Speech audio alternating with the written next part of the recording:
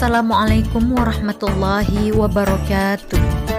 Muslimin dan muslimat, berikut akan dipaparkan usia Nabi Adam dan masa tinggalnya di bumi.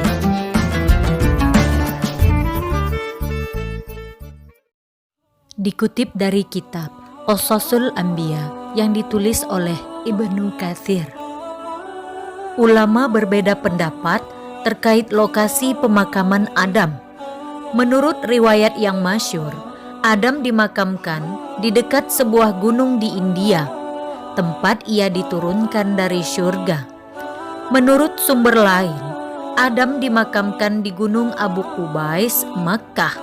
Sumber lain menyebutkan, sebelum banjir besar terjadi, Nuh memindahkan jasad Adam dan Hawa dalam sebuah peti.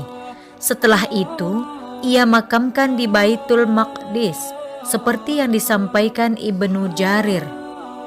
Ibnu Asakir meriwayatkan dari sebagian salaf. Ia mengatakan, kepala Adam berada di Masjid Ibrahim, sementara kedua kakinya berada di Sakrah Baitul Maqdis. Adam meninggal dunia setahun setelah Hawa meninggal. Ulama berbeda pendapat berapa usia Adam. Seperti telah disebutkan dalam hadis marfu dari Ibnu Abbas dan Abu Hurairah sebelumnya, umur Adam 1000 tahun seperti yang tertulis dalam Lauhul Mahfuz.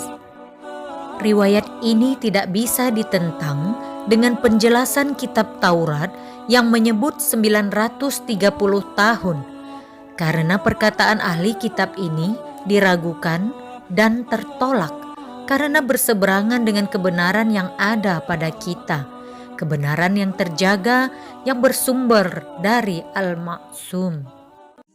Di samping itu, pernyataan ahli kitab ini bisa diselaraskan dengan penjelasan dalam hadis Nabi Shallallahu Alaihi Wasallam sebagai berikut. Penjelasan dalam kitab Taurat dengan asumsi terjaga diartikan sebagai batas waktu selama Adam berada di bumi setelah diturunkan dari syurga, yaitu selama 930 tahun, dan jika dihitung berdasarkan kalender Qamariyah berjumlah 957 tahun, ditambah 43 tahun Adam berada di syurga sebelum diturunkan berdasarkan penjelasan Ibnu Jarir dan lainnya. Dengan demikian, jumlah keseluruhan mencapai 1000 tahun. Apa Al-Khurasani menyatakan, saat Adam meninggal dunia, seluruh makhluk menangisinya selama 7 hari. Hadis riwayat Ibnu Asakir. Setelah Adam meninggal dunia, tugas-tugas keagamaan dijalankan anaknya, Syait. Ia adalah seorang nabi berdasarkan nas hadis yang diriwayatkan Ibnu Hibban dalam kitab Sahihnya. Diriwayatkan dari Abu Dzar secara marfu, 50 lembaran diturunkan padanya. Setelah Syait meninggal dunia, tugas keagamaan dilaksanakan anaknya, An-Nushi. Sepeninggalnya digantikan anaknya, Qanin.